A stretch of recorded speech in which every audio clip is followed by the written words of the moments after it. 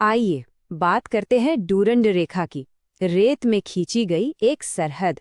सोचिए जरा, एक लाइन जो 1893 में खींची गई थी, वो आज भी एक पूरे क्षेत्र में कह सकते हैं कि एक तरह की युद्ध की वजह कैसे बनी हुई है। ये सवाल वाकई में बहुत बड़ा है। चलिए इसी ऐतिहासिक पहेली की परतों को एक एक करके खोलते हैं। तो इसकी कहानी शुरू होती है 19वीं सदी से, एक ऐसे खेल से जिसमें दांव बहुत ऊंचे लगे थे। इस खेल को इतिहास में द ग्रेट गेम के नाम से जाना जाता है। देखिए, एक तरफ था ब्रिटिश साम्राज्य, जिसे अपने भारत के ताज की उत्तरी सीमाओं की बड़ी चिंता थी, और दूसरी तरफ विशाल रूसी साम्राज्य, जो मध्य एशिया में अपना प्रभाव तेजी से फैला रहा था। मतलब ये एक तरह की जियोपॉलिटिकल शतरंज की बिसात थी, जिस पर दो सुपर पावर्स अपने अपने मोहरे चल रही थीं। अब इस खेल में एक शब्द बहुत जरूरी है, बफर स्टेट। असल में अंग्रेजों के लिए रूस को खुद से दूर रखने का सबसे अच्छा तरीका था अफगानिस्तान। वो चाहते थे कि अफगानिस्तान एक न्यूट्रल जोन, एक बफर की तरह काम करे, जो इन दो ताकतवर साम्राज्यों के बीच एक दीवार बनकर खड़ा रहे। तो इस अनिश्चित और बेचैन कर देने वाली सीमा को कंट्रोल करने के लिए अंग्रेजों को एक पक्का इलाज चाहिए था।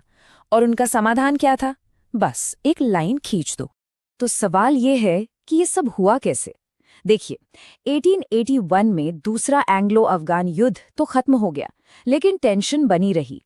फिर 1891 में हुंजा पर ब्रिटिश कब्जे ने आग में घी डालने का काम किया।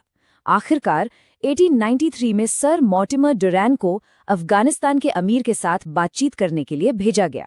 और फिर आई वो तारीख 12 नवंबर 1893, जब काबुल में उस समझौते पर दस्तखत हुए जिसने इतिहास को हमेशा के लिए बदल दिया। और इस बातचीत का नतीजा क्या निकला? ड्यूरंड रेखा, ब्रिटिश भारत और अफगानिस्तान के बीच 2670 किलोमीटर लंबी एक सरहद। अंग्रेजों के हिसाब से तो इसका एक ही मकसद था, कागज पर साफ साफ तय कर देना कि किसका इलाका कहाँ से शुरू होता है और कहाँ पर खत्म, बस। पर देखिए, नक्शे पर एक लकीर खींच देना एक बात है, और उसे जमीन पर संभालना बिल्कुल दूसरी। और यहीं से कहानी में एंट्री होती है लॉर्ड कर्जन की।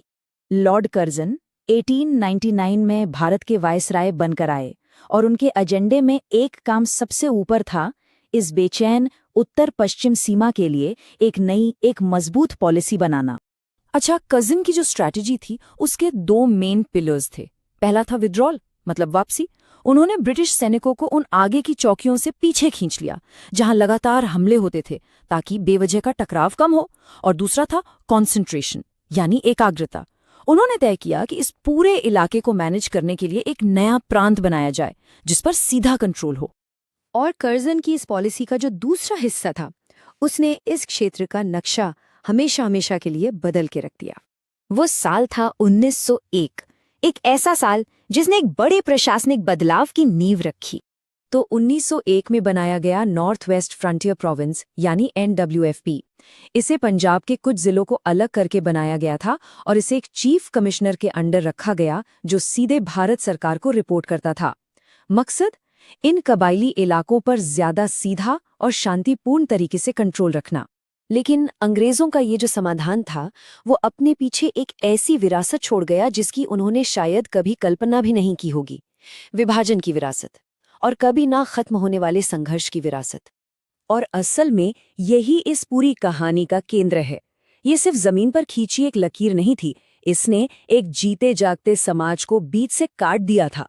इसने पश्तून लोगों को, जो एक ही जबान, एक ही कल्चर और एक ही इतिहास का हिस्सा थे, दो देशों में बांट दिया। उनके गांव, उनके परिवार रातों रात दो अलग अलग ताकतों के अधीन हो। और साम्राज्यवाद के दौर का वो समझौता आज भी पाकिस्तान और अफगानिस्तान के बीच टेंशन की एक बहुत बड़ी वजह बना हुआ है। जो लकीर कभी दो साम्राज्यों के बीच खींची गई थी, वो अब दो आजाद मुल्कों के बीच विवाद की जड़ है। इसके जो लॉन्ग टर्म असर हुए हैं वो बहुत गहरे हैं। देखिए, ये एक ऐसी सरहद है जिसे दुनिया तो मानती है, पर उस इलाके के लोग इसे कभी दिल से अपना नहीं पाए। इसी वजह से पश्तून राष्ट्रवाद को भी हवा मिली, मतलब एक अलग पश्तून देश की सोच, क्योंकि इस लकीर ने उनके घर को ही बांट दिया था। और नतीजा, ये इलाका हमेशा से अस्थिर रहा है, और दोनों तरफ की सरकारों के लिए यहाँ अपना कंट्रोल बनाए रखना एक बहुत बड़ा चैलेंज रहा है।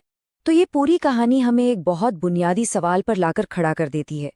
कि जब बड़ी बड़ी ताकतें अपनी सहूलियत के लिए नक्शों पर लकीरें खींच देती हैं, तो फिर उस जमीन का, उस इतिहास का और वहां रहने वाले लोगों का असली मालिक कौन होता है?